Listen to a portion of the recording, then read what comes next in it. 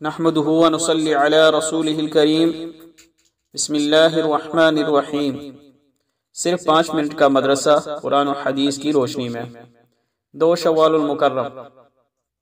Number 1، اسلامی تاریخ۔ صحابہ رضی اللہ عنہم کی حضور صلی اللہ علیہ وسلم سے سچی محبت۔ غزوہ احد میں مارے گئے مشرکین کے رشتہ داروں نے مسلمانوں سے بدلہ لینے کے لیے چند آدمی کو مدینہ بھیجا۔ انہوں نے خود کو مسلمان بتا کر حضور صلی اللہ علیہ وسلم سے اسلامی احکام اور قرآنی تعلیم کے لیے ماہرین قرآن کو اپنے ساتھ بھیجنے کی درخواست کی۔ آپ صلی اللہ علیہ وسلم نے حضرت عاصم بن ثابت رضی اللہ عنہ کی سرداری میں 10 صحابہ رضی اللہ عنہم کو ان کے ساتھ روانہ کر دیا۔ راستے میں ان کے ساتھ بدعہدی کر کے 7 صحابہ رضی اللہ عنہم کو شہید کر دیا، باقی 3 صحابہ کو زندہ گرفتار کر لیا۔ حضرت خبیب رضی اللہ عنہ کو ابو سروع نے اپنے باپ حارث بن عامر کے بدلے میں شہید کر دیا۔ حضرت عبداللہ بن طارق رضی اللہ عنہ کو مکہ کے راستے سے زہران کے مقام پر شہید کر دیا گیا، اور صفوان بن امیہ نے تیسرے صحابی زید بن دسنہ رضی اللہ عنہ کو 50 اونٹ دے کر اپنے باپ کے بدلے میں قتل کرنے کے لیے خرید لیا۔ ان کی شہادت کے وقت قریش کے سردار تماشا دیکھنے آئے تو ابو سفیان نے، جو اس وقت تک مسلمان نہیں ہوئے تھے، موقع سے فائدہ اٹھاتے ہوئے کہا، زید تمہارے بدلے اگر محمد صلی اللہ علیہ وسلم کو قتل کر دیا جائے تو کیا تم اس کو پسند کرو گے؟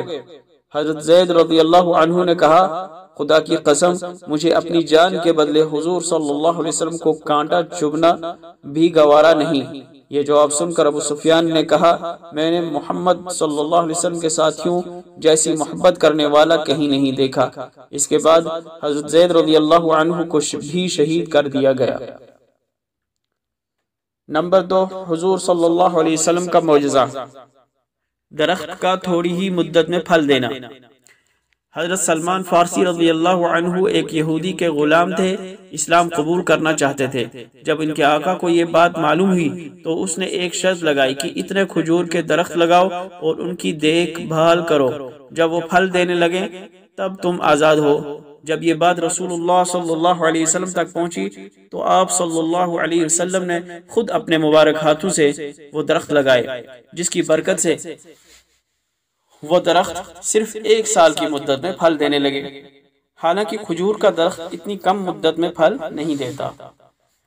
نمبر 3، ایک فرض کے بارے میں، وعدے کو پورا کرنا۔ اللہ تعالیٰ فرماتا ہے، اور تم وعدے کو پورا کرو، یقیناً وعدے کے بارے میں تم سے پوچھا جائے گا۔ فائدہ، وعدہ کر لینے کے بعد اس کو پورا کرنا واجب ہے۔ نمبر 4، ایک سنت کے بارے میں، مصیبت کے وقت کی دعا۔ جب کوئی مصیبت پہنچے یا اس کی خبر آئے تو یہ دعا پڑھے، انا للہ و انا الیہ راجعون۔ ترجمہ، ہم سب اللہ تعالیٰ ہی کے ہیں اور مرنے کے بعد ہم سب کو اسی کے پاس لوٹ کر جانا ہے۔ نمبر 5، ایک اہم عمل کی فضیلت، سب سے افضل صدقہ۔ رسول اللہ صلی اللہ علیہ وسلم نے فرمایا، سب سے افضل صدقہ یہ ہے کہ ایک مسلمان علم سیکھ کر دوسرے مسلمان بھائی کو سکھائے۔ نمبر 6، ایک گناہ کے بارے میں، کسی مسلمان کا حق مارنا۔ رسول اللہ صلی اللہ علیہ وسلم نے فرمایا، جھوٹی قسم کے ذریعے مسلمان کا حق چھین لینے والے پر اللہ تعالیٰ نے دوزخ واجب کر دی ہے اور جنت حرام کر دی ہے۔ ایک شخص نے عرض کیا، یا رسول اللہ، اگر معمولی چیز ہو؟ رسول اللہ صلی اللہ علیہ وسلم نے فرمایا، اگرچہ پیلو کی ایک لکڑی ہی کیوں نہ ہو۔ نمبر 7، دنیا کے بارے میں، قرآن کی اتباع کرنے والا۔ حضرت ابن عباس رضی اللہ عنہ فرماتے ہیں کہ جس شخص نے کتاب اللہ کی تعلیم حاصل کی اور پھر جو کچھ کتاب اللہ میں ہے اس کی پیروی کی تو اس کو اللہ تعالیٰ دنیا میں گمراہی سے بچا کر راہ ہدایت پر ثابت قدم رکھے گا اور قیامت کے دن برے حساب سے بچائے گا۔ اللہ تعالیٰ کا فرمان ہے، جس شخص نے میری ہدایت قرآن کی پیروی کی وہ دنیا میں گمراہ نہیں ہوگا اور آخرت میں بدبخت نہیں ہوگا۔ نمبر 8، آخرت کے بارے میں، جنتی اپنے رب کا دیدار کرے گا۔ رسول اللہ صلی اللہ علیہ وسلم نے ارشاد فرمایا جب جنتی جنت میں داخل ہو چکیں گے تو اللہ تعالیٰ ان سے ارشاد فرمائیں گے کوئی اور نعمت چاہتے ہو؟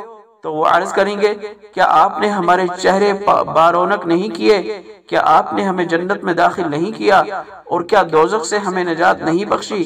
آپ صلی اللہ علیہ وسلم فرماتے ہیں کہ پھر اللہ تعالیٰ پردہ ہٹائیں گے تو جنت والوں کو کوئی ایسی نعمت نہیں دی گئی جو ان کو اللہ تعالیٰ کے دیدار سے زیادہ محبوب ہوگی۔ نمبر 9، طب نبوی سے علاج، تلبینہ سے علاج۔ حضرت عائشہ رضی اللہ عنہا تلبینہ کا حکم دیتی تھیں اور فرماتی تھیں کہ اگرچہ وہ مریض کو ناگوار گزرتا ہے لیکن نفع بخش ہے۔ تلبینہ کہتے ہیں جو کا دلیا، اس کو تلبینہ کہتے ہیں۔ نمبر 10، نبی صلی اللہ علیہ وسلم کی نصیحت، پڑوسیوں کے حقوق کو ادا کرو۔ حضرت معاویہ بن حیدہ رضی اللہ عنہ کے پڑوسی کے حقوق دریافت کرنے پر رسول اللہ صلی اللہ علیہ وسلم نے فرمایا پڑوسی اگر بیمار ہو جائے تو اس کی عیادت کرو، اگر اس کا انتقال ہو جائے تو اس کے کفن دفن میں شریک کرو، اگر تم سے قرض مانگے تو اسے قرض دے دو، ضرورت پیش آنے پر اس کے عیب کو چھپاؤ، اگر اس کو کوئی نعمت ملے تو اسے مبارکباد دو، اور اگر کوئی مصیبت پہنچے تو اس کو تسلی اور دلاسا دو۔ اپنی عمارت کو اس کی عمارت سے اتنا بلند نہ کرو کہ اس کے گھر کی ہوا بند ہو جائے، اپنی ہانڈی کی خوشبو سے اس کو تکلیف نہ پہنچاؤ، مگر یہ کہ جو کچھ پکا ہو اس میں سے کچھ ہدیے کے طور پر پڑوسی کے گھر بھیج دو۔ اللہ تعالی عمل کرنے کی توفیق عطا فرمائے۔ وآخر دعوانا الحمدللہ رب العالمین۔